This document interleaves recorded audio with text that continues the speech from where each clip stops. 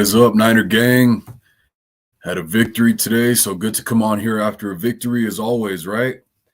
Real quick, check this thing out. Got some badass merch from my boy Brian Colt, man. Thanks, bro. I really appreciate it, man. This is badass. I already messaged you about it, but you guys check it out, man. I like it a lot, honestly. I'm a snapback kind of guy for the most part. I'm not too much of a fan of the fitted hats. I like the snapbacks better. So this is perfect, man.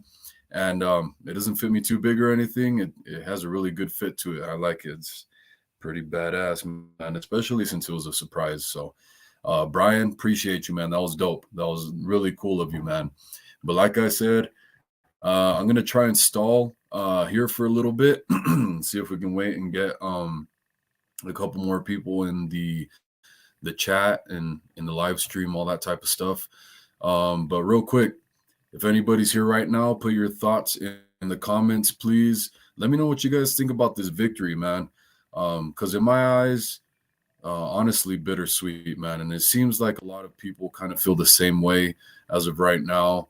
So bittersweet with the injuries. We got the victory and in really good fashion for the most part. So just the injuries really suck, man. But I got my boy Brian in here to talk some sense into me, bring me back down to earth. So let's add him to the stream, bro. Yo, Hey, Brian. Will. How are you How you tonight, doing, man? man? You know, like I was saying right now, bittersweet. Some of these injuries are scary, man, because this defense is really elite. But if E-Man goes down for the year, I don't know what it's gonna be, man. I'm gonna get into more of it later, but I am a little worried. Glad we got the win, but first thing that I wanted to see was this team stay healthy. What do you think? Yeah, Mosley's going to be a pretty big blow. And then what happened to Ward, man? He broke his hand. Yeah, apparently. It's Hopefully, weird, man. we don't know the extent of it, of course, right? Hopefully, maybe it's just like a chipped knuckle bone or something like that. Is what I really Yeah, hope. Yeah, who knows, man? He's not like a linebacker. Like remember when Navarro Bowman and Patrick Willis, they both had broken hands and they both played together with cast on basically war clubs on their arm. yeah, You remember that? yeah. And right now we're not really at the position. Well, maybe with Mosley going down, it might change things, but we're not at the position where we have to have him put a club on and go out there and suit up every day. Hufunga's playing good, and we got a lot of their talent out there, but people keep going down. Like what? Armstead is now on IR, and we don't know about Kinlaw yet. I know they're not in the backfield, but that's the defense, and if the defense keeps taking injuries, that's going to deplete everything. Yeah, I'm really glad our D line is so stacked how it is. Like I said, the one I'm worried about is Eman because this defense has been elite, even with Armstead and Kinlaw being gone. Our safety position has been really strong, but at the cornerback position, we're just now getting Verrett back soon. Hopefully, he didn't look like he was cleared to play today, so we'll see how that goes. But even then, he's injury prone for the most part. I feel like so. It's Yeah, not very solid. I'm very curious to see who they're going to bring in for the practice squad and all that type of stuff. I did see somebody brought up Brashad Breeland that he's a free agent right now. He's a veteran, so maybe, man, we'll see. yeah. When Verrett's good, he's great. I mean, he's really great. But when Oh yeah, when he goes down, he's like glass. He just shatters, and I don't want that to be like what happens next. I don't want to be Mr. Glassman. But yeah, that does seem to be the problem. And I guess he was trying to go today, and he just didn't look right. So they said no, not yet. But for Ward to go in and then just get hurt as easily as he did, that's a blow. But we're doing okay. We're doing okay. Everybody just needs to stay faithful, one game at a time. I'm super excited because I was telling everybody 30-10, and we went over 30. They went over 10, but they didn't go over 20. So that just shows that the offense is starting to click. I know we got that defensive score today, but we're doing better every week. This team's just growing and growing, and next man up mentality. That definitely seems to be the mentality of the team, even if it doesn't sound right. But they definitely believe in themselves and feel like, okay, the next guy's gonna come in and it's plug and play. So Yeah. that's the one good thing about it. But Yeah, for the most part, man. For like the whole team, we have pretty good depth at every position. We're just gonna have to see because Ambry Thomas, he was starting opposite of Mosley last year, so he showed a lot of good things, but he regressed. So hopefully he's been looking really, really good in practice, and hopefully he's ready to step back up and become a strong fit for that position in the meantime. But I think we can attribute a lot of the success that the 49ers are starting to have with Jimmy Garoppolo brushing some of that rust off, man. He's looking better and better every week, I feel like, man. And he is starting to look a little more free in the offense. I got a private chat here. Yeah, David, I see you right here. I didn't want to cut Brian off. So, Brian, if it's all right with you, I'm going to add David to the stream. And David's my boy, man. You bring him on. You do anything you want on your channel. I'm just here because I support you and I love the Niners. So I'll be right here. So whatever you feel like doing, you do it. I'm David's just going to add him to what we got going on right now, if you don't mind. That's what I was asking. That way we could kind of have like. David's a great guy. Great guy. David. Here you go, man. Good to see you. How you doing? Pretty good. How about you? Oh man, it's bittersweet, man. Like I was telling Brian right now, it's bittersweet with these injuries, but glad we got to win. Jeez. Well, when it comes to the injuries, I mean, Mosley's the most concerning at this point. But I'm gonna do the right thing and just wait for the MRI and wait to hear what it actually is. I'm not gonna assume anything. I've seen many people assume things before and be wrong about it. So. Yeah, I am already seeing people saying, "Oh, he tore his ACL," or Kyle Shanahan fears that it's a torn ACL. Okay, if you actually watch the press conference, Kyle Shanahan didn't say torn at all. He just said, "We fear an ACL." That could be an ACL sprain. That could be an ACL tear, aggravation. It could be any of that type of stuff. So they're kind of putting words in Kyle's mouth already. So, yeah, man, like you said, we just got to wait and see, hoping for the best. But the bad news that I did hear was that as of right now in the locker room, Mosley wasn't putting any weight on that leg. He's on crutches right now already.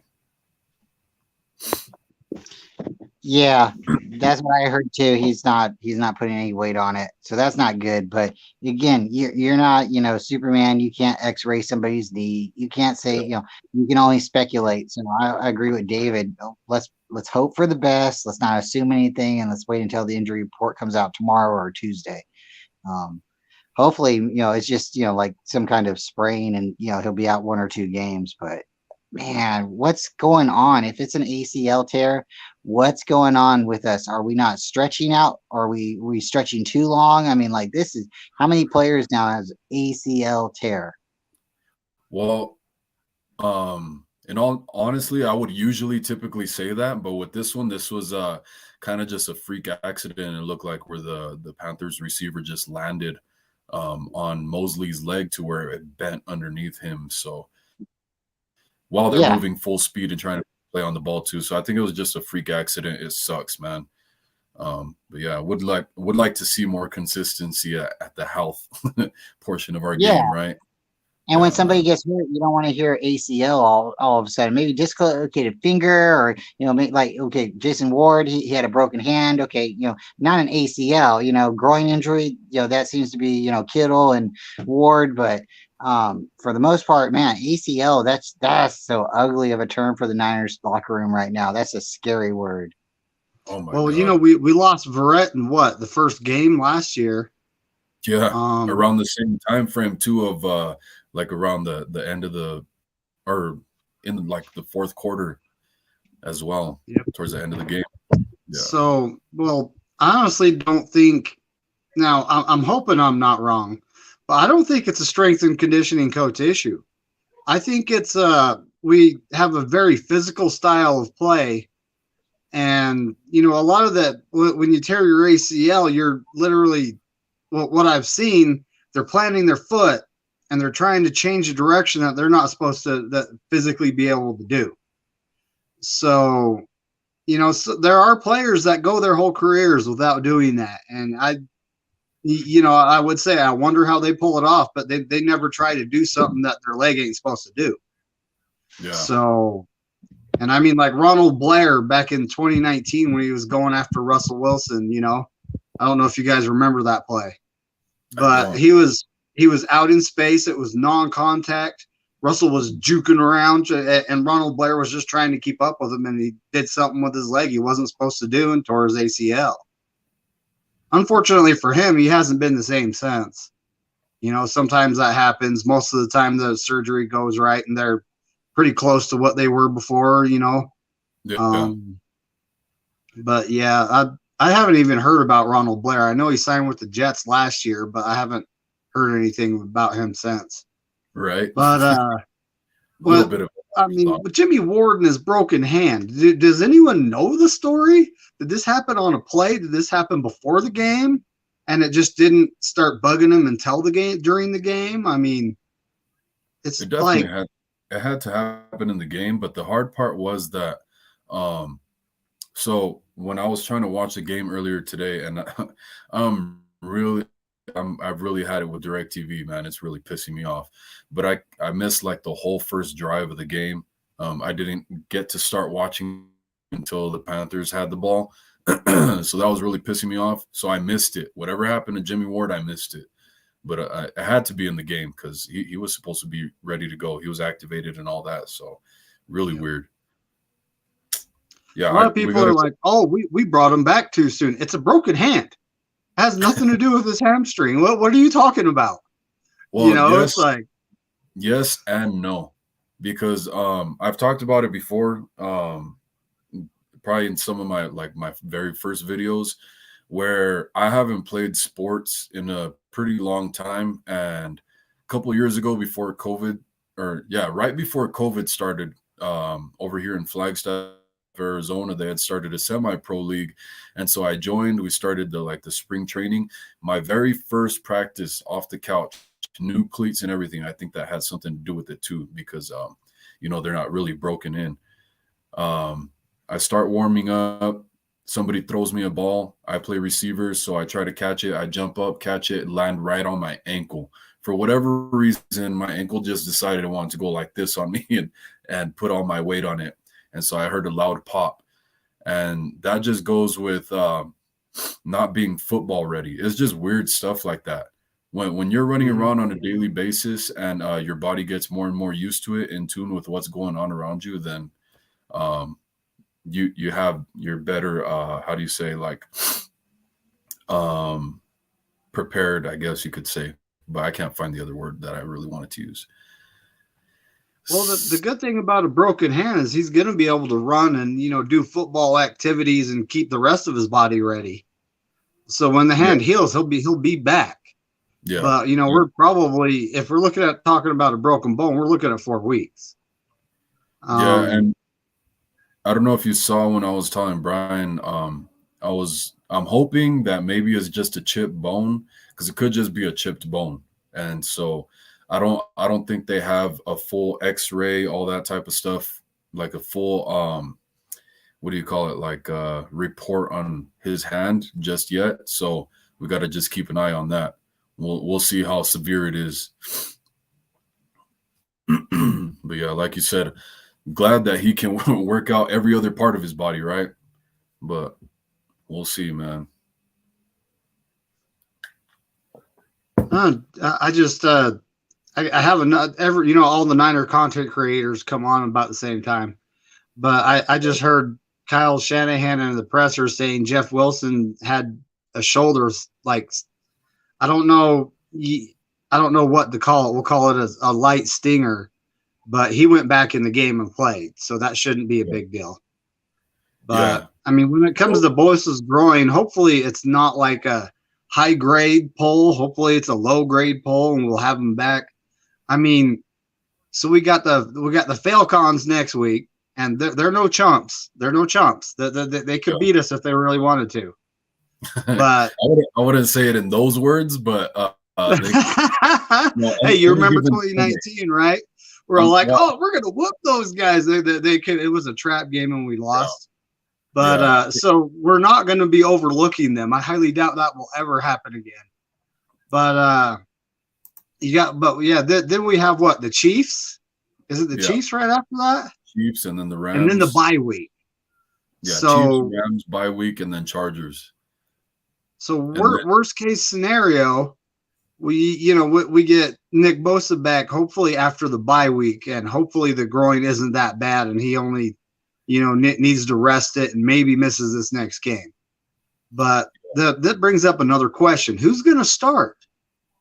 Would for you Bosa, start Hyder, Jackson, Omenihu? I think it's going to be one of those three. But who would you start? so we got Drake Jackson on the other side. We got Kerry Hyder, like you said. I would probably start Omenahu, man. I mean, you can't really take away from anything of what any of those guys are doing. They're all looking really good in their own fashion and rotating and staying fresh. So I feel confident regardless. It's just I honestly don't think it matters too much. So I would just say keep Bosa rehabbing till the Chiefs game.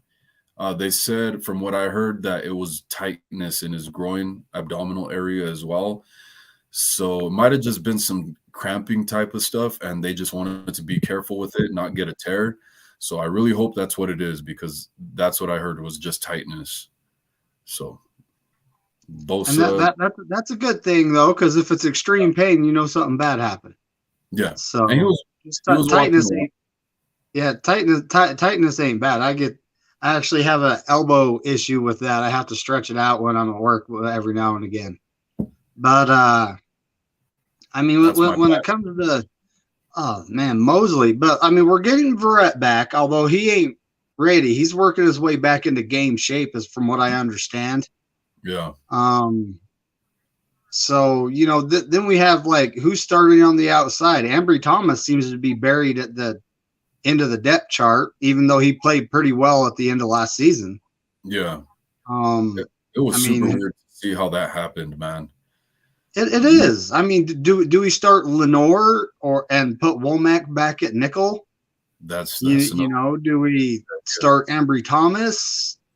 because And Lenore is a little bigger than Womack as well. So yeah, yeah, that's another idea, man. But we'll see. I think Ambry Thomas is listed number 2, and that's probably for a reason. So hopefully, we've seen his potential already. So hopefully he just lives up to that, and Verrett just be a rotational piece, because he wasn't given the go to suit up today.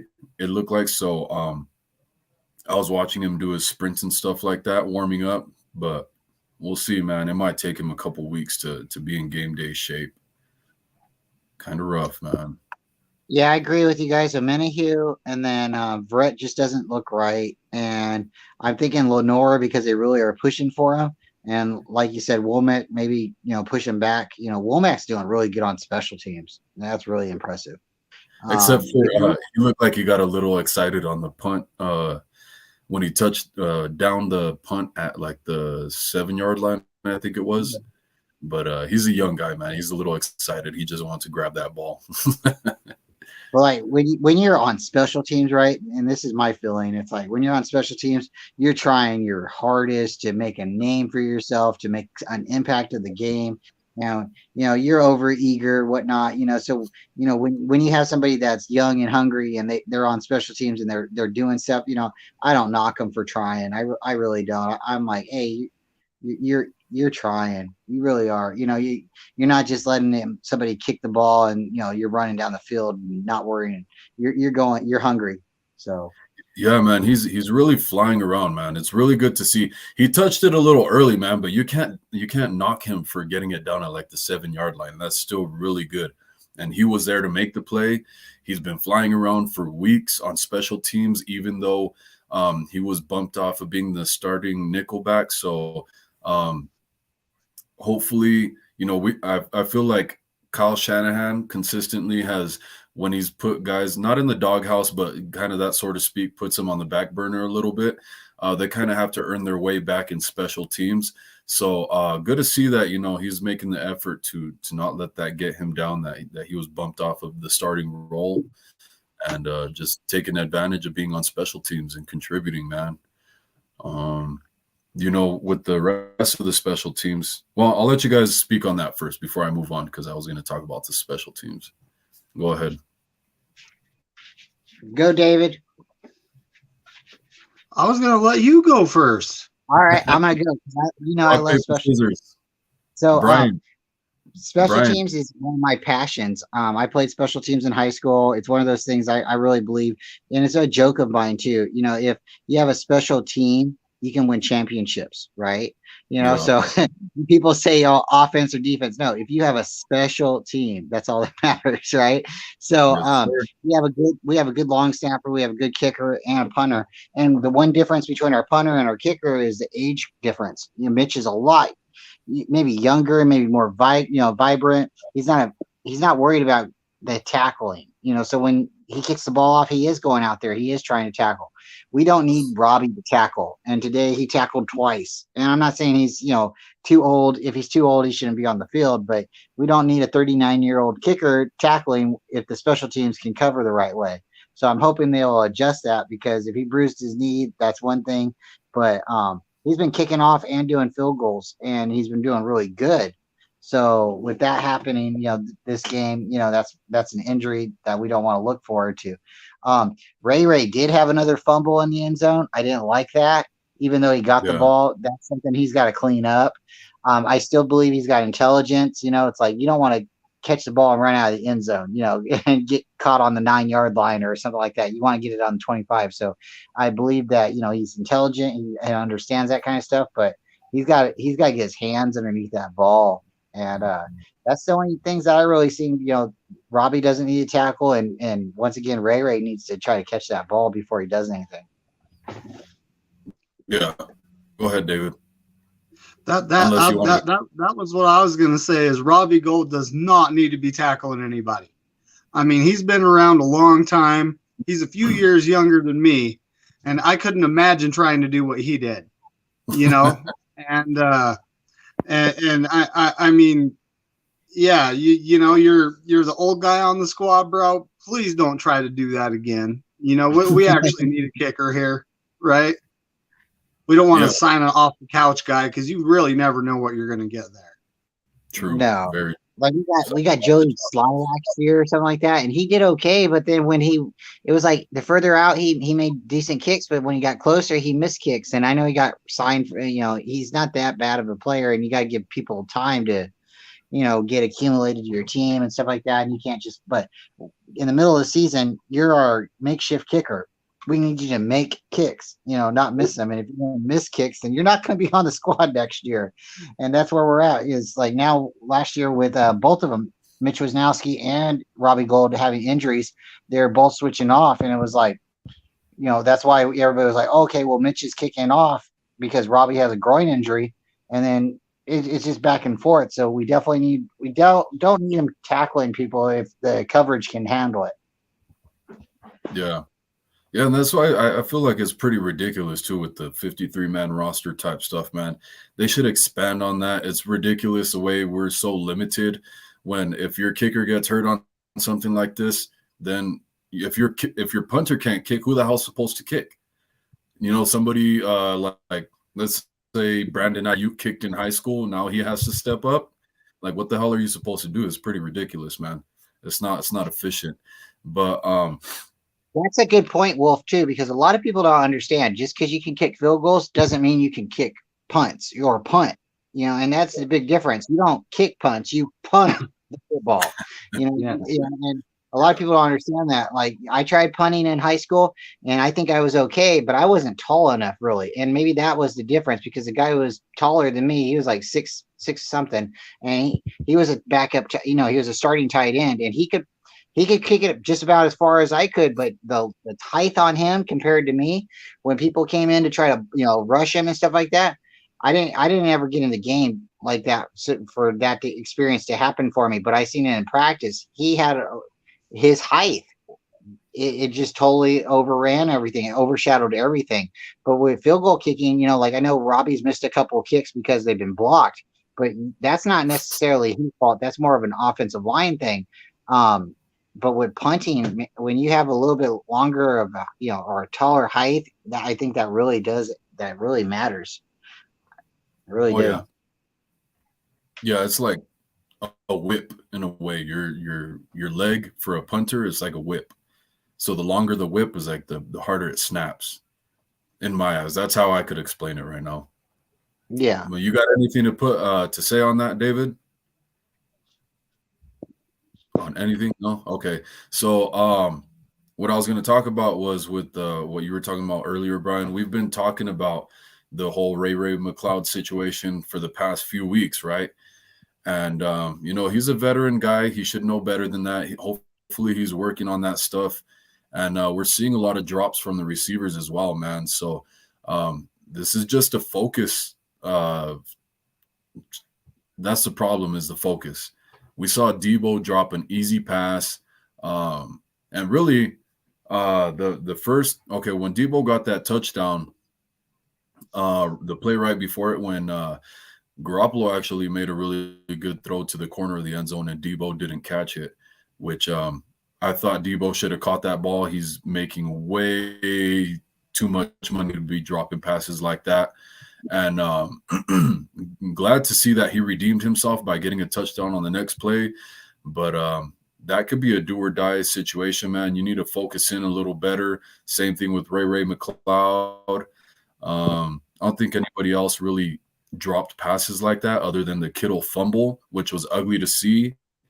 As soon as I saw that, man, I had a flashback to, I think it was that Cardinals game where I think it was the one versus what's his name? McCoy. What's his name? The Was it backup like last year? Yeah, What was last that? year's game. Last year's game. Yeah, what the hell's his name again? I forget his name. The dude from the backup Colt, Cardinals Colt McCoy. quarterback. Colt McCoy. Colt Yeah, McCoy. okay. I was right. So yeah, first drive of the game, we have great momentum on the offense. Then Kittle fumbles the ball, and there goes the damn game. So I had a Vietnam flashback to the to that game last season when Kittle fumbled the ball, and I was like, oh man, I really hope this is not one of those games, man. And great that we pulled away towards the end, but I feel like the offense was kind of sputtering out until we got a spark from the defense contributing with the score, and it felt like that kind of got the ball rolling. And like I said before, points are going to put pressure on the opposing team's offense and cause them to make mistakes. So whether you're getting points on offense, points on defense, is going to put pressure on the other team to make points. And when they're not, they're going to make more and more mistakes. And I feel like that's when we really started to pull away and gain momentum. What do you guys think? I think us playing with the lead and Kyle Shanahan keeping his foot on the gas. Now, this is something I've been complaining about for a while. Is he gets like a 10-ish point lead, and he kind of takes his foot off the gas and just goes into maintain. And it's like, don't, get up 13 to 17 points, because then it puts pressure on the other team and they will make those mistakes that we capitalize off of. And, it seems like Kyle might be getting his inner keep his foot on the gas guy out, which is something I really want to see. Because that a lot of people bring up the Falcons, Patriots, and when he was the offensive coordinator, and it's like I think he actually looked at it and said, you know what, I need to not take my foot off the gas. I need to keep it on the gas. We need to get up big, and we need to force them into making mistakes so I can just kick back. And, it's a lot better on us fans, too, because we're watching the game. We're enjoying a blowout, and to see the other team, start coming back when it's not a blowout, when we're close and he takes his foot off the gas, has been something that just really bugs me. So, every time, man. Oh, man. It only for him to figure that out. Yep. I think we had to keep hammering it in his damn head, bro. We've been saying this for years. And yeah, you're right, man. Since the Falcons, since the Browns blowing leads, like the Super Bowl, man, it gets really frustrating. I was glad to see him go for a 4th down for once again, finally. Thank you. But I think he could have gone at the end, like you were saying, on I think it was the 4th and 2.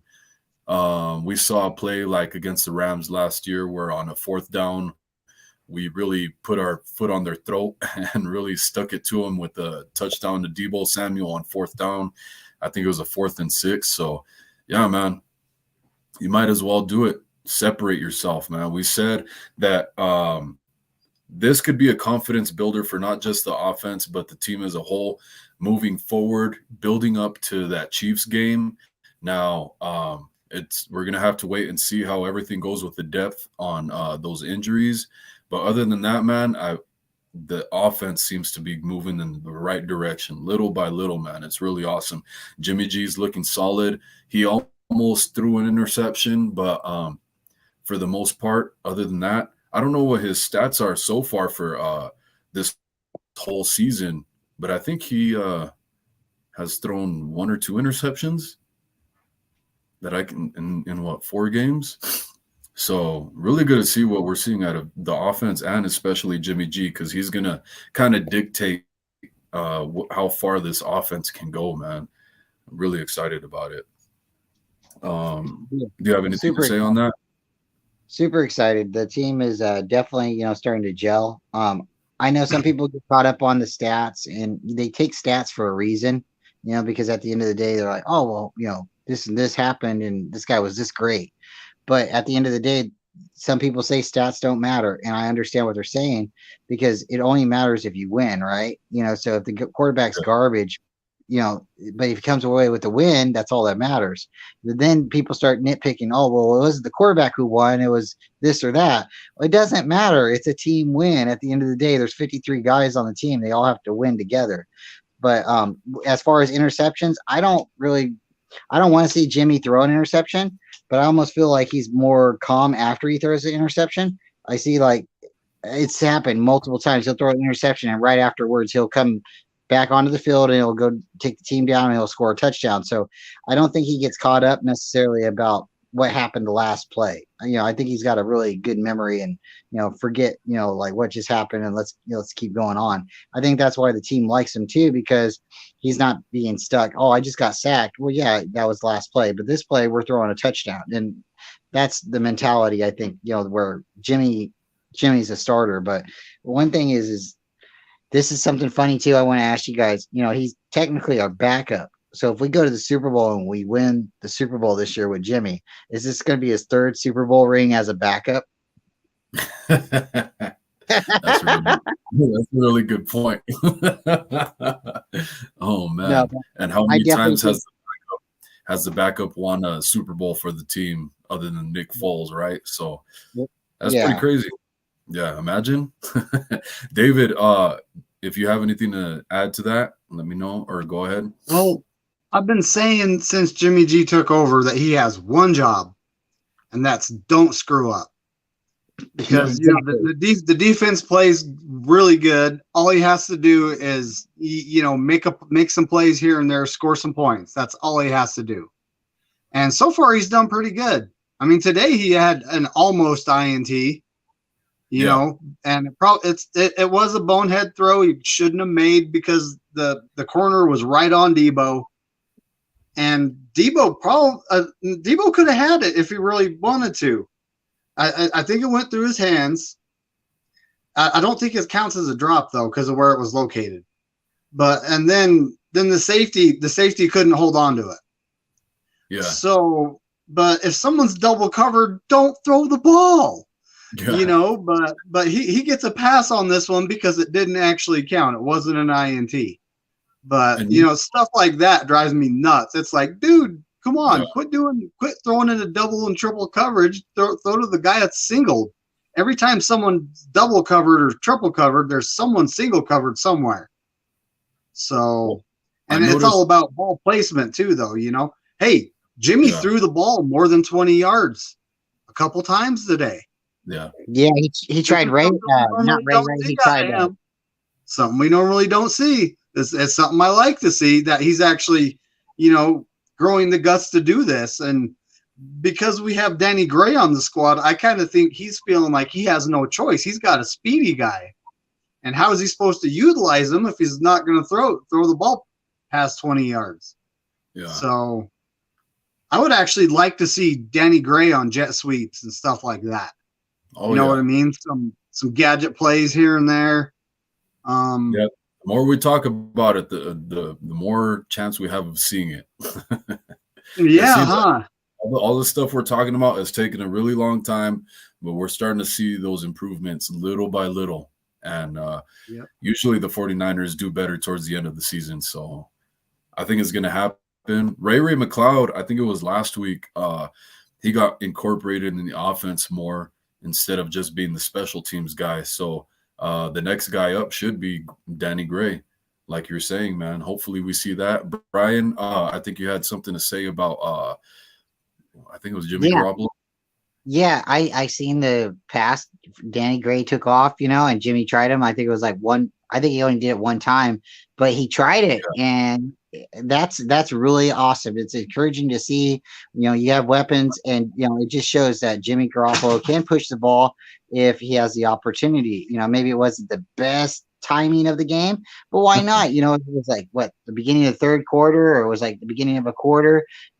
It was first down or something like that. I really liked it, and the aggressiveness of it, because we had the lead, and like David said too, you want to continue to stack your lead. You want to continue to be aggressive, and if he does those shots and he misses them, teams are still going to see that, and they're going to have to start adjusting to it, because what happens when he does make that shot? You can't stack the box if he's doing it.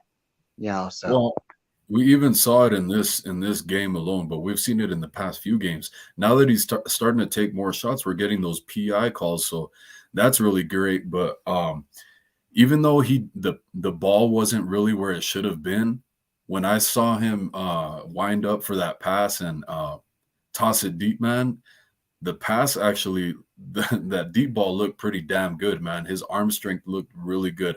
The ball wasn't where it should have been, or I think they kind of just took a shot to take a shot and say, if it gets intercepted, then so be it. But that's kind of what it was. That was more like a 25-75 ball for Danny Gray. But overall, like the actual throw looked really good. So that's encouraging, man. And his mobility is starting to show up a little bit more, little by little. We saw it last week. With him helping out the O-line a little bit. I can't talk. Helping out the O-line a little bit. And then this week, he did it again. Got that touchdown. They got called back. So I like what I'm seeing, man. Little by little, man. Baby steps. I like it. Most definitely. I like the mobility. I don't want to be, running it for everywhere, but like when he can pick up a first down and stuff like that, it's like an unexpected one. I like seeing it. I just like seeing the team effort. And even though Kittle fumbled earlier in the game, when they went back to him later, he was really trying to, he almost scored. I know it was like a penalty again on that, but he's a beast. He's going to try any way he can to contribute to this team. And I love it. He was carrying 5 guys on him when he almost scored, wasn't he? Yeah. I mean, he had like half their defense was piled. It was like a video game thing, I mean, it's kind of crazy. Yeah, it was pretty badass. They're just pushing that damn pile for I swear, 7 yards, man. That was pretty cool. And Jennings, man, he's looking really good again. They're starting to incorporate him a little bit more. Him and Juice, we saw more of Juice this game than even the last game. And everybody's been calling for a lot more Juice. Get the damn ball in his hands. When he gets the ball in his hands, we have success. And we saw it last week, actually the past couple weeks. And he's been getting more touches more and more with each game. So especially to start the game out today was pretty cool to see from Juszczyk, man. Heard a lot of juice more often than in the past. Yeah, Juice is an OW, an offensive weapon. That's what they originally called him. And yeah, he is one of the best, if not the best, fullback in the league. And it really bothers me when they don't use him or incorporate him. But when you have a bunch of other players that are on your team that are talented, because how many players do we have now that are like number one at their position? We have what, 3 or 4 players that are number one at their position. Yeah, it's really hard to get everybody the ball, but they gotta figure it out somehow, some way. And I also really like them Yeah, using 2 running backs this game. They had Coleman and they had Wilson. And I think that might have something to do with Bobby Turner. yeah, yeah, that's true. I was gonna bring that up earlier. I forgot. But do you have anything to say on that, David? If not, then we're gonna talk about something else. No pressure.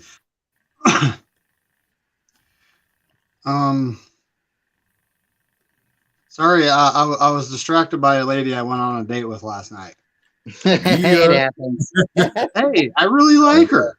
Do you even believe how many ladies I've dated? It's kind of like this one dude told me, and this is like no offense to anyone that's actually watching this or anything like that, but this one guy told me white chicks are crazy, and at first I was like, no, they're not crazier than anyone else, and then the longer I date, the more I see it. It's kind of weird. It's not necessarily true, it's really not, but yeah, I want to. Don't worry, Yeah, I don't show pictures that aren't healthy for YouTube. Where's that one? Hey man, I actually kudos. don't have any that's not. I don't have any that's not. In case like my daughter gets a hold of the phone. But that's move Beto over there. That's who I went out with last night. Dang, pretty man. Hell She yeah. is. She is, and it was funny. It's like she's way younger than me, but it's just kind of weird, She's like, I don't like young guys. I was like, okay. So we went out, we had fun. We went to a traditional pizza place. They don't call pepperoni in these places. I had to get an education on what was what from the waiter. No I was ranch. like, wow, okay, that works. And then we went to a haunted house after that. And then we went to a bar, and I was driving, so I didn't drink. I don't drink and drive. But the bar she wanted to go to, we walked in, and it was like, I was like, dude, there's ladies in bikinis that probably shouldn't be legal in public here, And when we pulled up, there was 5 of them on the middle of the street recording some TikTok dance or something like that. It was insane. I didn't make it home till 3:00 in the morning though. We had fun. That sounds great, man. That's a Saturday night, right? That is. I mean, I haven't hit it off with a chick like that in a very long time. So I'm hoping, I'm still, we're texting back and forth right now. I got to keep that going. That's for sure. Oh yeah. But, anyway, back to the game. So all right, we won in pretty good fashion. We got a defensive touchdown. I've been saying our defense and our special teams needs to score. And so far, the last 2 games they have. I'm still waiting for a special team score, though. I mean, it's not like extra points and field goals don't count. They do. But I'm talking touchdown. I want to see them score a touchdown. Yes. And speaking of, has Danny Gray ever been a returner? I don't think he's ever returned kicks. But I mean, Ray McLeod, we signed him to return, and he's had a couple iffy plays here and there that make me wonder. But I mean, if we can train Danny Gray to catch punts, what's wrong with that? Yeah, you might as well, especially like if because Ray McLeod he's already looked like he's gotten banged up on a couple plays. He gets up a little slow sometimes, so I don't know who they have at that number 2 spot, who they have in mind. Of course, they've put Debo there before, but why not Danny Gray? Let him do something, man, because he's not getting the ball on the offense just yet. So let him get to touch the ball a little bit more, man. As long as he doesn't fumble. That's the biggest worry, man. As long as he holds on to the ball, we should be all right. I don't think he can make too big of a mistake other than that. But when it comes to scoring on special teams, man, I know you guys said Robbie didn't have to tackle on special teams on those kick returns, but I think it was more about how he was trying to tackle these guys. He was hitting them in the chest, man, for the most part, shoulder to shoulder type stuff. I think he should just jump in front of their feet. And because he was kind of our last line of defense on those plays, to where if he's not there, both of those are probably touchdowns. And I don't know if it was film study or what the hell the Panthers had going on, that they saw something on film maybe that they could expose with the 49ers special teams, or if they just got lucky and field vision played out to their advantage or something. But yeah, man, hopefully whatever it was, it's not that hole isn't there anymore coming in these next few weeks. But yeah, Robbie Gould, if you're listening right now, just dive at their feet, man. It slows them down. The other guys were on his ass. They're going to catch up to him if you just do that. Don't go shoulder to shoulder with another football player, man, especially like what David was saying with his age. So come on. A little bit smarter.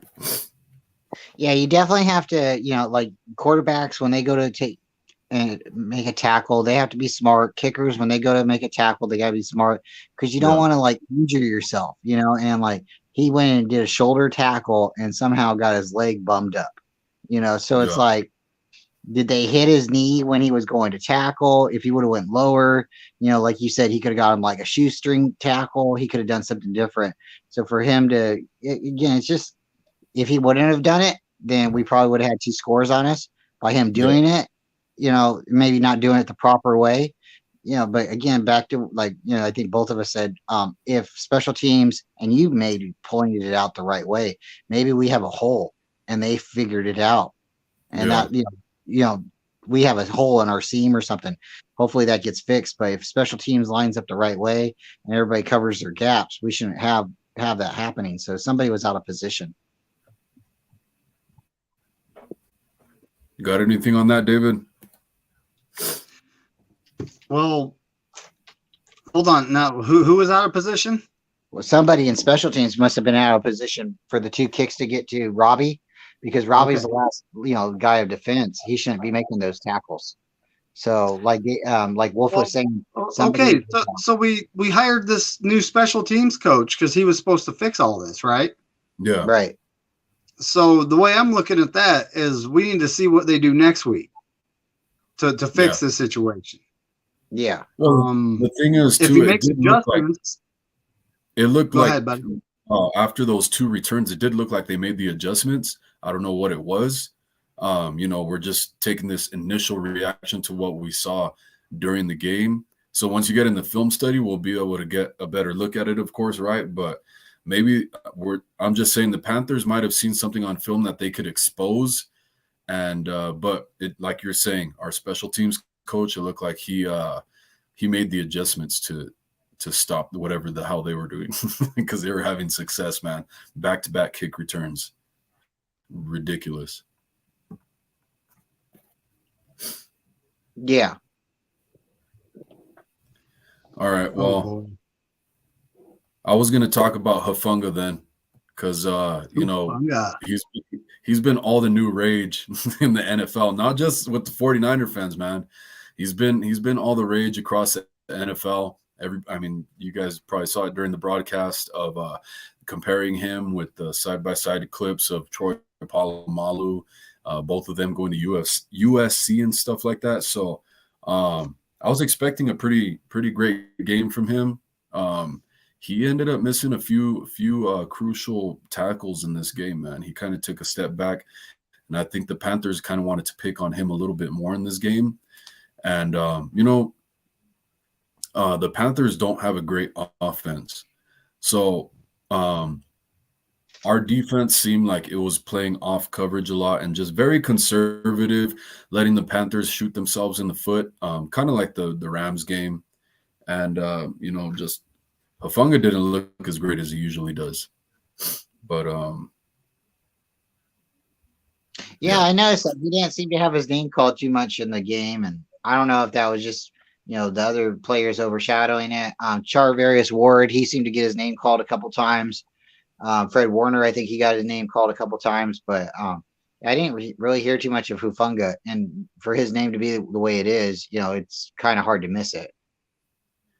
Yeah, it was when his name was called, he did make a couple plays, but he was missing tackles this game, especially that crucial the one where McCaffrey scored the touchdown. Hufanga was like that last guy to be there. He had a hit on McCaffrey, could have tackled him, but he missed it. It's a little harder to make those leg tackles because those are moving parts. But he missed it. McCaffrey gets a touchdown, so stuff like that. We'll see moving forward, man. As more teams get film on Hufanga and some of his strengths and weaknesses, I'm very curious to see how it plays out, man, because he's hit the league hot. But, kind of like quarterbacks like Patrick Mahomes and stuff, how he hit the league very hot that first year as a starter. And then he's kind of, I wouldn't say fizzled out, but in a way he has a little bit. I hope that we don't see that kind of thing happen with Hufanga, man. I hope he continues to progress in an upward direction. But this was a step back for him, man. But, he's still very good. We're just going to have to see how this defense does without Mosley. That's going to be the big question mark right there now, man. And how long it's going to be without Mosley. Are you worried that we're missing Armstead and Kinlaw? Are you worried about that at all? Not so much, man. Like I said earlier, defensive line, very solid, very rotational, keeps our guys fresh, very good. I'm just worried about the outside corner spot now. And of course, I am worried about the safety spot because just if anything happens to the other two guys, we're going to have to count on Tarvarius more. And so we're going to have to see how that goes as well because he's kind of regressed a little bit. We don't have Jimmy Ward to back him up anymore. So those are the two big question marks now is for me, outside corner and safety. Just hopefully go ahead. Sorry. Well, we do have Tavares Moore, and I mean his play is kind of hit and miss. Yeah. I mean he's a really good special teams player, but when it comes to coverage, it's kind of hit and miss. He does pretty well against the run. I think he's pretty good backup safety right now, but I'm honestly glad that we still have Gibson. If we didn't have Gibson, then we would be in a world of trouble right now. So, And I mean, we sign this guy off the free agent market? Wasn't he literally on the couch? Yep. And sure was. It's like, well, why isn't this guy playing for another team? I mean, I'm not complaining because he was available for us, and I'm glad he was. And I mean, like you said about Jimmy Ward, though, it could just be a little chip. Could be something minor that, could take just a week or two to heal, and he'll be back. Which would put him probably coming back after the bye week. Man, we're going to be and when it comes to Kinlaw, so I don't know if you guys have read everything on it, but he has fluid in his knee. And I mean, it's like, what do? You drain it. But if you drain it, that's a minor surgery. So he's going to be out, 2-3 weeks if you do that. Right. So I don't, I'm not a doctor. I don't know what we're trying to do here, but it comes a certain point in time where you got to figure out a way to either drain his knee constantly or, for his own health, he needs to retire because right now he's carrying around 320 pounds on that knee. Yeah. And that is not helping things.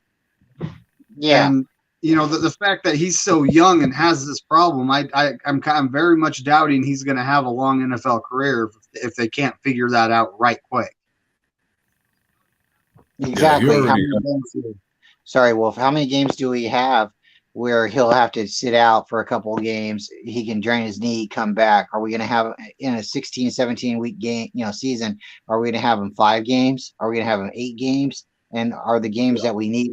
Is he going to be there the most? 300 and something pounds. Your knee is not getting better. It's not getting better. Yeah, for real, man. I don't think he has it in him to retire, man. Like everything that happened between him and Grant Cohn was because of how passionate he is, how driven he is to make this work, man. I don't think he has that quit in him. I think he's going to keep trying, but the 49ers might have to end up releasing him. Now, we're still going to have to wait and see, but it sounds like the 49ers just want to give him a rest week where he rehabs it, puts heat on it and stuff like that, and then try next week. I don't think they're going to drain it, but that's just from the sound of how they reported it. So we'll have to see on that, man. But yeah, because what I had read is he had tried to go this week, and and the Niners shut him down. But he was trying. Yeah. That definitely shows passion and stuff, but that also shows, like, I don't want to say ignorance, but if you're hurt, you can't. Like right now, I'm pushing it too. I have a hurt ankle, and I keep walking around on it. You have to take your time. You have to let the swelling go down. You have to get healthy. If you don't get healthy, then you just continue to add to the injury, and the injury takes longer to heal. Kinlaw, the same thing. If he doesn't get the fluid out of his knee, then it's going to stay there, and he's going to continue to have problems with his knee. I'm not a doctor either, and I can't tell you what's best for an individual either, but his passion is one thing, but if he can't stay on the field, then you're right. Well, if we're going to have to figure something out, I don't think he gets re-signed for a second contract if he doesn't get healthy. Yeah, that sucks for him, man. On the bright side, it could be a lot worse. It's fluid. So I don't know how much that hampers your ability, but Brian, you got to stop juking people out there, breaking your own ankles. Right. Yeah, it happened 2 weeks ago. I come out of my back porch and I fell down the steps, and I was just like, oh my God. I ended up having Monday off, and I ended up having a couple more days off, and it went from purple to blue, and I got x-rays. Nothing's broken, but yeah, I'm still limping pretty good. I'm like, this doesn't need to happen right now. I know, man. That stuff, it lingers, dude. Especially if like some like me, I don't really know what I'm doing, and I'm very stubborn. I kind of do that same thing where I just walk on it regardless. So yeah, it takes a lot longer in that way. Like I broke my hand and I just let it heal on its own as well. But glad to see that we're in first place, man. All the rest of the NFC West got losses today. I was watching the games today. I was watching football with my buddy who's a Seahawks fan. And he was rooting for the Niners during the Niners game. Like he was like, yeah, all this raw type stuff. And then when the Seahawks game was on, I was like, I wanted to root against the Seahawks, but I don't want to be an asshole. But it's like, man, what do you do in that situation? I don't want to be an asshole to him. But I'm glad the 49ers, like I said last week, I thought it was a must win against the Rams, especially with how bad the Rams are looking right now. If we would have lost to them, what does that say about us? But not only that, just to gain an edge moving forward with the rest of the NFC West division, it looks like the 49ers have a very great chance of being the winner of the NFC West. So to see our team separate themselves from the rest of the NFC West is pretty badass. I like it. What do you guys think? So the Rams, I mean, they're looking, their defense is looking okay still. And this is because they're moving Aaron Donald out to defensive end just so the guy can actually get to the quarterback at this point, which kind of makes me wonder what's going on with that.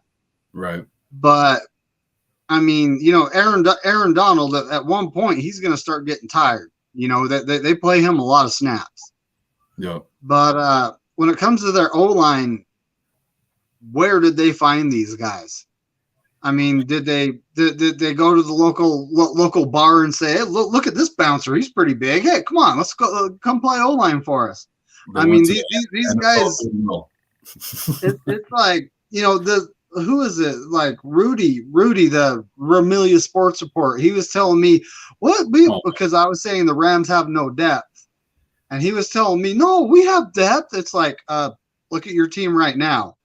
You know, your depth is being tested, and you obviously don't have depth, right? You should have told him denial ain't just a river in Egypt. That's a good one. I'm gonna remember that. I always clown on that guy too, man. All the Rams fans I see in the 49ers chats, I always clown on them because they won. And they're always like, we're the champs. It's like, bro, you guys did it. And then somebody was like, name your guys' Super Bowl championships since 1994. And I was like, dude, how many you guys got in your entire team lifespan? What are you talking about? You guys are some silly mother effers. Yeah, but, they really are. But this is why, like, I'm wishing if 2019 we would have won a Super Bowl, there'd be so many people that couldn't say anything. That's not funny, but we couldn't pull that one out. And you know, for various reasons, the guys that are that love Jimmy G, that they blame it on the defense. You know, guys that hate Jimmy G blame it on Jimmy G. I look at it like the defense did their job for the most part, but the offense, and this includes Kyle Shanahan and his play calling, well, didn't do their job late in the game. You know, they needed to stay on the field. They needed to put up some points. But the main thing is they needed to stay on the field and keep Patrick Mahomes on the sideline. And, you know, rest our defense because our defense wore down. So, you know, it's always a team effort. It's never on one guy. Like the NFC Championship game. Jimmy G fans blame Jack Willis-Tart for dropping an interception. Okay. Our offense wasn't even moving the ball at that point in the game. So even if he catches it, what gives you the idea that we would have done something with it? You know? And but that also would have took points off the board for them though at the same time. And you know, they only won that game by 3 points. The Rams, they only beat us by 3 points. And then they beat the Bengals by 3 points. If they were playing the Bills or the Chiefs, they wouldn't have won that game. I'm just being honest here. Well, remember when they played the Patriots? They only scored 3 points. You know, they lost the Super Bowl. You know, there's a theme going on. You know, so it's like it's one of those things. It's like, you know, they lost the Super Bowl in St. Louis. They won the Super Bowl in St. Louis, but they lost against New England. I believe the refs had something to do with it in that game. We lost the Super Bowl against the Ravens. I really believe something happened to do with the refs in that game. People give us the, the lights went out. You guys did something. Whether or not that was true or isn't true, it doesn't matter. At the end of the game, when we went to snap the ball and we went to try Crabtree in the end zone again, we had offsides. There was defensive offsides. They didn't call it. I can't remember the player's name. It was the safety. He was offsides, and we didn't get the call. And then, you know, it was contested in the end zone. It could have been pass interference. They didn't call it. That's just one of those things with the refs. They didn't want us to win. So, okay. Then we get to the Super Bowl again. We get to the Super Bowl again against the Chiefs, and Nick Bosa was being neck held, you know, and they don't call that. Regardless, you know, if Jimmy missed the interception or not, it wasn't against the defense. It wasn't against the offense. We got at the end of the game, everybody was tired. And you go back to the middle of the game when it was halftime. We tried Kittle in the middle, and he caught that big pass, and they tried to say he pushed off. Again, the ref, and you can't blame everything on the refs, but there's some things that are clearly ref calls. So I believe the next chance we get to the Super Bowl, the Niners just need to be all gas. They need to just go at it the whole time. And back to the Ravens game, the first offensive play we had against the Ravens, it was an offensive false start or something like that, or you know, we had misaligned the offensive formation and they put us back 10 yards. So there's a lot of hangups. So I just think, talking you know, about talking about the 49ers Ravens Super Bowl? Yeah, the 49ers Ravens Super Bowl. It was like our first play against the Ravens. We had like offensive mismanagement of the formation or something like that. It was something weird. It wasn't a false 20. start. And then it cost us. It cost us to go back. And then later in the game, when we went to go, we tried Crabtree 3 times or 4 times in the end zone. The last time Oh, we had an opportunity to try him, it was offsides, and we didn't get the call. And then this Chiefs game, we didn't get the call with Bosa. There was a couple of plays we didn't get the call, and for whatever reason, they stopped running the ball and stopped giving Debo the ball. If they would have kept giving Debo the ball, he probably would have been MVP in 2019. I don't know. yeah. I don't know if Kyle gets into this mentality of, he doesn't want player to be the superstar. I don't know, but it seems to be like he'd rather cut his nose off sometimes than to just keep going at it. And I think this game here, he didn't do that. I'm really happy because sometimes you just have to keep giving the same player the ball. Sometimes you just have to keep doing it, whether or not, you believe they're the MVP or not. But once again, this time, if we can make the Super Bowl this year, I think we're not going to stop. We're going all the way. The Rams Super Bowl, they needed help against us in the championship game. They needed help in the Super Bowl against the Bengals. If the refs didn't call the game the way they did it, the Bengals would have won the Super Bowl. I don't think the Niners and the Bengals going to the Super Bowl 3 times in franchise history and NFL history. I don't think the NFL wanted to see that. So I think a lot of things go down to gambling and stuff like that. But I'm really. They needed the Chiefs to be able to make some more money for the NFL, man. I mean, that's how I see it. But I see a few people in the live stream here, so if you guys could please, real quick before we continue, if you guys could throw me a like. If you guys haven't subscribed yet, please subscribe. Please share with anybody who you guys think is interested in this, would like to share their opinion as well, or you guys as well. Throw your thoughts on this game and the 49ers, just everything 49ers, man. Throw it in the comments, please. Appreciate you guys being here. And with as far as what David and Brian are saying, I think that's very true. David touched on earlier how Kyle Shanahan, he gets very conservative. It's been very frustrating. We saw him have a little more aggression this game. Now, I don't know what's being a factor into that, if it's just all the noise he's hearing from outside coming in. I know he gets pretty repetitive about he doesn't let the outside noise influence him at all, but I think that's a little bull crap, if I'm being honest. There's been little signs here and there where he kind of proves where he does keep an ear out for stuff like that. And we just totally agree. I definitely think he listens to podcasters, small, big, all sizes. Yours, Grant Cohn's. There's definitely some noise that gets back to the Niners locker room and the coaching staff. There's somebody that's a 49er official who's getting paid to watch all these content creators. I truly believe it, because what's happening with us talking is getting back to the locker room. They are hearing it. They're frustrated about hearing it, and they're also making changes about it, because you can see when Grant goes up and asks a question, or somebody else like Jack Hammer or something, they're almost already expecting the question. They already almost know exactly what they're going to ask. And I don't think that's scripted. I think they know, because that's what the fans want to ask. That's what we're getting after. Why do you keep doing this? Why are you choking with a 10-point lead every time? Yeah. So the noise is real. Oh yeah, they definitely have those guys like Kyle Shanahan talked about last week in the presser, where that clip came out from Jimmy Garoppolo saying, your plays suck, man. And then so Kyle Shanahan's like, yeah, I didn't watch the clip. The staff put it in my notes, so I knew that it was going to be brought up, but I didn't watch it. And I'm pretty sure that's not what he said.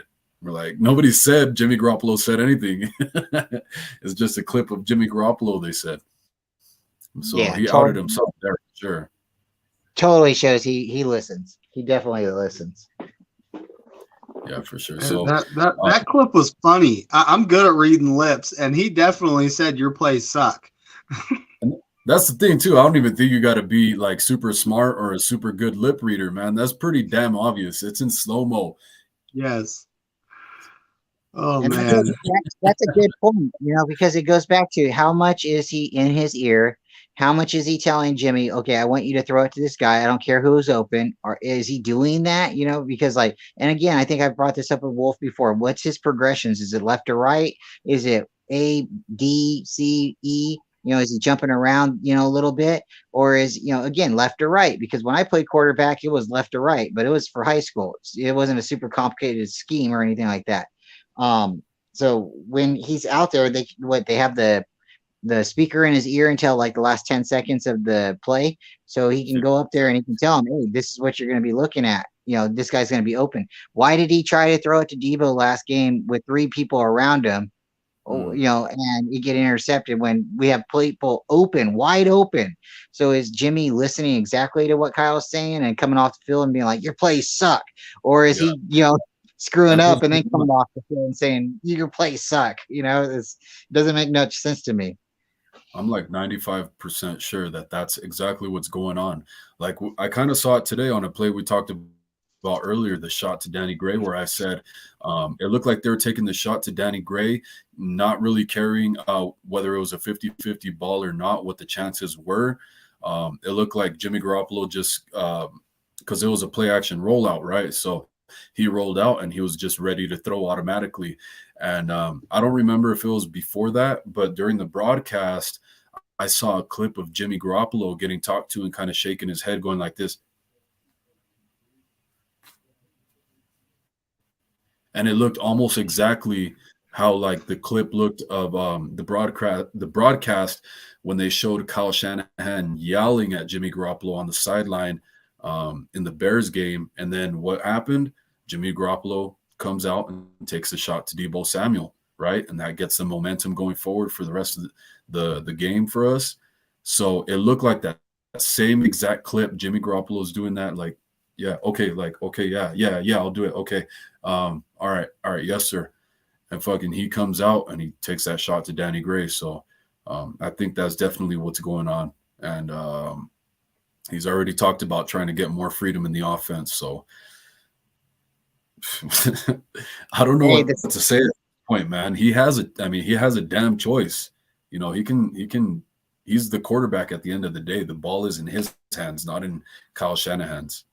Is he gonna what's Kyle Shanahan gonna do if Jimmy Garoppolo doesn't listen? Especially if he doesn't listen and he has success. Come on. All right. I got one question, and I gotta get off the show. I gotta get back to being super dad. My wife's been holding down the hatches, and I gotta get back over there. This is my one question. This is my question. We go to the Super Bowl, we win it, right? You can say Jimmy took us there, didn't take us there, but if Jimmy wins the Super Bowl, is he on the team next year? Is he a Niner next year? No. I don't think so either. I really don't.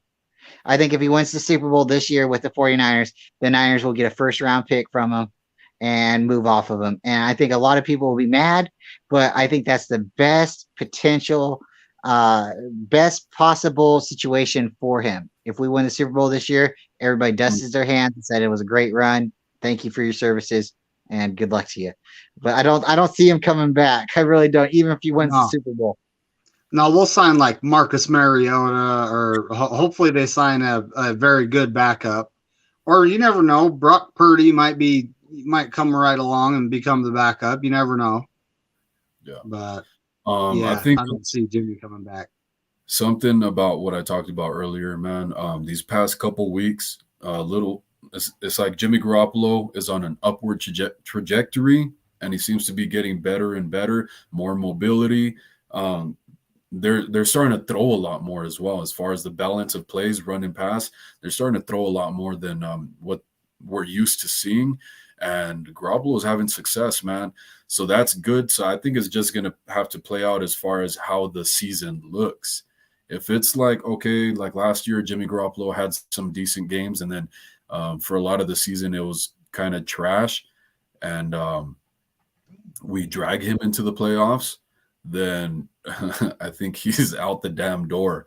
But if this is a new year, new Jimmy, hey, man, I won't be surprised at all if we keep him, especially we don't have to give Trey Lance really any money just yet. So If we could sign Garoppolo to like an $18 million contract, $20 million contract, I think they get it done, man. I'm not going to lie. They're pretty stubborn. I could see it happening both ways. Hey, Wolf, David, thanks for having me on. You guys are great. I got to jump off. I'll keep listening on the side, but I got to get to the girls. And go Niners. Let's beat Atlanta 1 week at a time. Carolina, we're off. We're going to the next game. And I'll be talking to both you guys in the next couple of days. Once again, stay faithful. And everybody like and subscribe to Wolf. Great guy. You guys have a good night. All right, Brian. Take care, bro. Yeah, David. I think that's pretty much it. Unless you got anything more you want to add to it. All the people in the live stream right now, if you guys could add your comments, your thoughts on the victory today, let me know. But other than that, David, do you have anything? Just Jimmy G has one job, and he just needs to keep doing that job. Don't screw up. That's the truth. That's all I need to do. He's starting to get a little better at his job little by little, it seems like. So hopefully that continues, man. This is a good time to build some confidence before the schedule gets more difficult. We got the after the Falcons, we got the Chiefs, Rams, bye week. Let's get rested up. Then we're going to get a very good quarterback in Justin Herbert with the Chargers, and we'll see how their health is looking. They're not looking so great right now, but they're a pretty good team. Can't sleep on them, especially with the quarterback like that. So, yeah, Jimmy Garoppolo, do your job, please, bro. Continue to. Yes. Yeah. Is that pretty much it, though, bro? Yep, that's pretty much it. All right, man. Well, I appreciate you coming on. I think I'm going to close out the show right now. I think that's all the topics. Nobody's really throwing in any comments or questions. So I hope everybody has a great night. I really appreciate you guys tuning in. David, I really appreciate you coming on and adding your thoughts, man. It's good to see you and officially meet you face to face. Kind of. But good luck with your lady. Hey, good luck with your lady friend, man. I hope that works out for you. All right. Yeah. Well, it's been really hard. You have no idea how many ladies I've dated just trying to find one I actually like. You know, that's why it's dating, man. People don't exactly. Understand. Yeah, exactly. You gotta dip your toes in the water. That's right. That's right. All right, buddy. Brother. Thanks for having me on, and I'll definitely see you next time. All right. Appreciate you. Take care. Go Niners. Right, yeah, hell yeah. Go Niners. Everybody have a great night. Love you guys. Take care. Hopefully I'll be streaming tomorrow. I think I'm gonna watch the Chiefs and Raiders game. So we're gonna be playing, especially very soon. We'll be playing the Chiefs. So I'm gonna keep an eye on that Chiefs and Raiders game coming up tomorrow night. Probably watch a little bit of this Ravens Bengals right now. But yeah, get a good look at some of our opponents that we got coming up. They're going to play each other tomorrow. You guys look for the Raiders pulling the upset, man. It's a division game. The Raiders tend to – I haven't checked if the Raiders are playing in Kansas City or vice versa. Kansas City is coming to Las Vegas. I haven't checked that out, but you guys definitely, if you guys are bettors, gamblers, if you guys like to place bets on sports, I would put probably some money on the Raiders to pull the upset because you'll win some more money if you do so, but it depends on the chances you guys want to take on that. But if I get a chance to stream, I'll do it tomorrow. But if not, then you guys keep an eye out for me on Tuesday. And Brian says, great show as always. Keep grinding. Hey, we'll do, bro. Like I said, I was grinding at work all week, last week, this past week, busting my ass like 12 hours a day. And then my cousin came to visit. So for the past 5 days or so, I've been really super busy and tired with like 3 hours of sleep on average each night. So this should be a comeback week for me, man. If I don't see you guys tomorrow, I'll see you guys Tuesday, man. I'm going to keep to my word. That's it. I need to be here Tuesday. All right. But like I said, I really appreciate you guys. I hope everybody has a great night. Love you guys. Take care. And as always, Niner gang, stay faithful.